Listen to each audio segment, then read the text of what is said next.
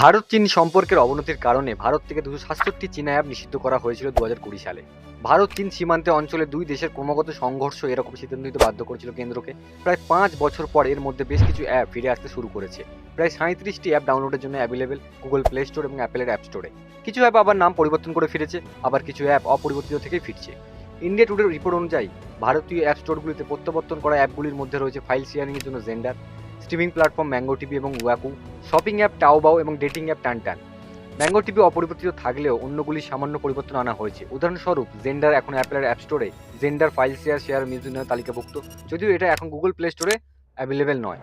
ট্যানটানের নামকরণ হয়েছে ট্যানটান Asian dating app. জনপ্রিয় ফ্যাশন বিক্রেতা সাইন রিলায়েন্সের সাথে একটি লাইসেন্সিং চুক্তির মাধ্যমে প্রত্যাবর্তন করছে। কেন্দ্রীয় সরকারের পক্ষ থেকে নিশ্চিত করা হয়েছে যে সাইন সম্পর্কে সমস্ত ব্যবহারকারীর ডেটা এখন ভারতের মধ্যে সংরক্ষণ করা হবে। এটি নিশ্চিত করে যে এর সঙ্গে চীনের মূল কোম্পানির কোনো সম্পর্ক নেই।